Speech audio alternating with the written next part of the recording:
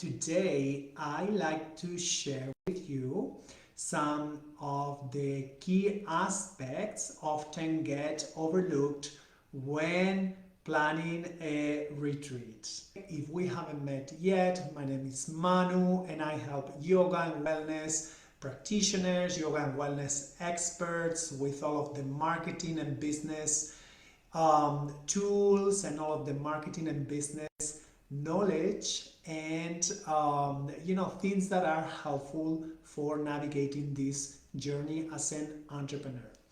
And as you may know or you may not know, I've been specializing on retreats over the last few years.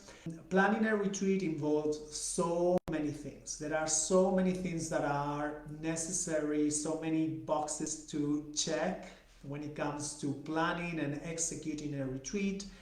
And what I've seen is that there are a few of those that I consider them to be really, really, really important.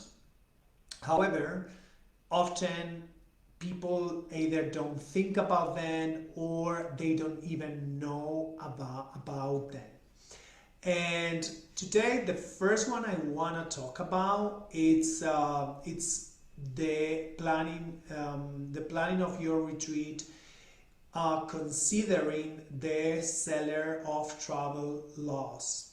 And this is something that you might have never heard about, and if that is the case, no worries, because most of the retreat leaders that I know, they don't know about the seller of travel laws and regulations. And to be fully transparent and honest with you, before COVID, when I was operating my own retreats, I wasn't even aware of the seller of travel laws.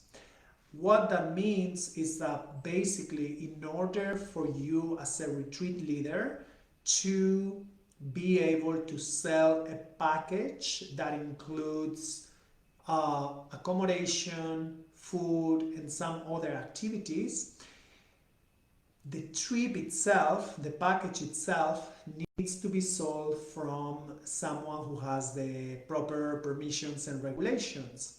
And usually, depending on the country, either this is a travel agency who has those permissions and regulations, or you may want to look into having those permissions and regulations yourself. But depends where you are registered as a business. It may not be worth if doing a retreat is something that you do occasionally. For example, in my case, retreats, it's something that I do occasionally throughout the year. So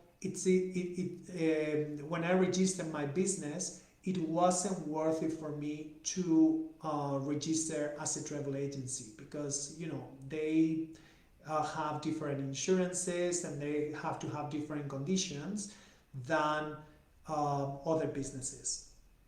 So what can you do about this? I would recommend to check with your accountant people, the person that is taking care of your business, and just ask them how those regulations work in that specific area where you are. That's the first point. This is something that, as I say, it really, really gets overlooked. And if you're watching this video and you didn't know about the seller of law travels, just the seller of travel laws, just let me know. Let me know in the comments, because I'll be curious to know. I know not many people know about that. So that's one of the first things, that's one of the key aspects often get overlooked by retreat leaders. Let's go to the second one. The second one I want to share with you today is a proper marketing plan. Do you have a proper marketing plan in order when planning your retreat? And the reason I'm telling you this is because things have changed over the last few years, especially on social media. Before COVID, people were not so much on social media. Not maybe, it's not like today, like everyone has a newsletter, everyone has an email list. Before COVID, it was slightly different. And also, it was slightly easier to sell retreats. I think there were also fewer retreat centers, there were fewer retreat leaders selling their retreats. So things have changed and it's not like that anymore. When it comes to social media, also things have changed a lot. I remember back a few years ago, the algorithms were different, and usually if you have a bunch of friends on Facebook, they will have a chronological feed, which means they would see everyone that anyone amongst their friends were posting on a time frame kind of feed.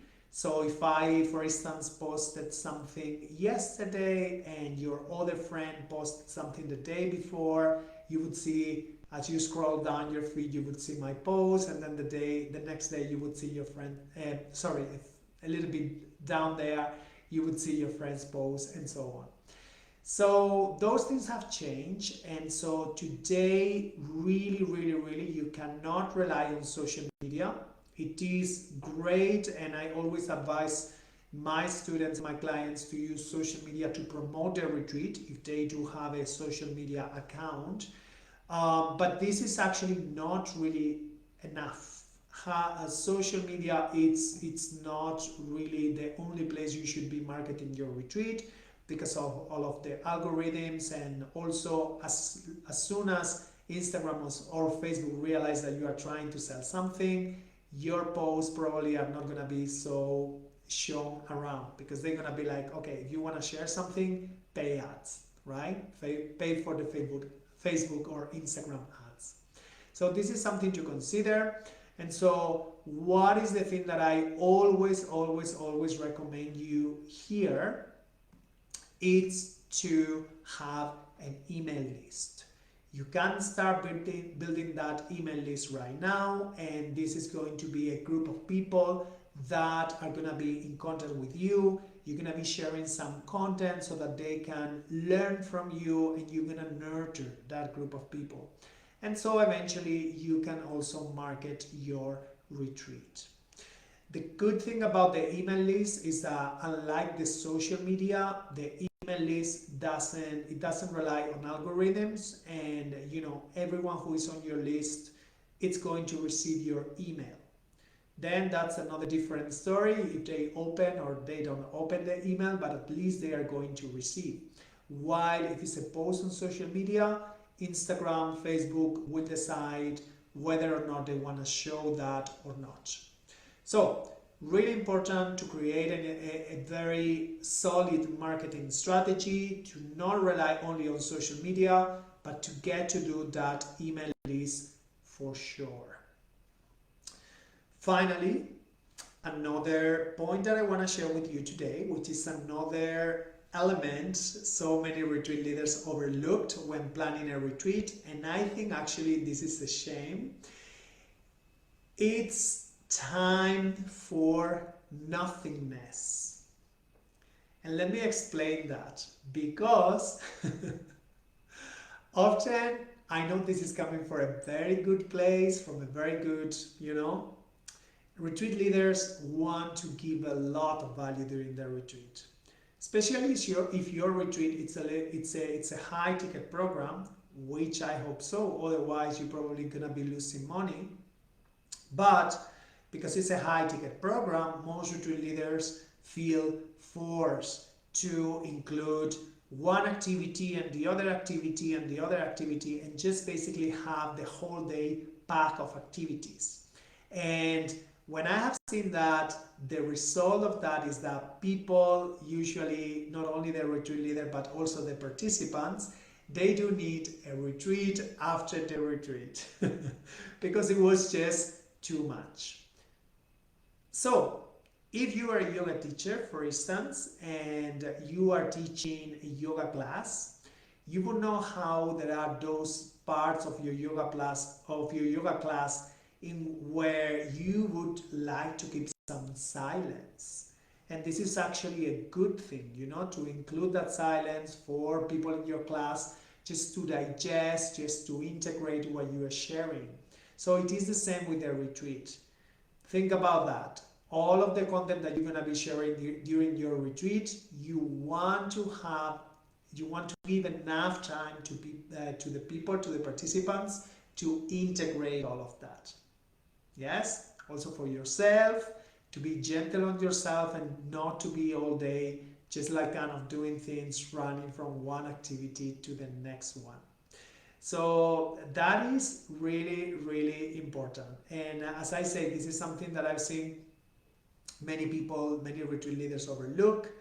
When you think about time for nothingness, I like you to think about, after lunch, just free time for people to do whatever they want, or perhaps some spa treatments that you may include as a package in the retreat, or even some free afternoon during the retreat.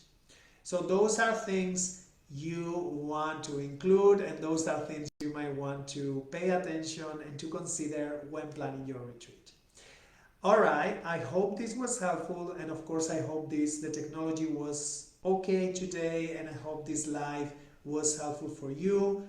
Please let me know in the comments. This is all I have for you today. I hope this is giving you some inspiration and some encouragement for your upcoming retreat. So that's it for today. Thank you so much for watching. Take care.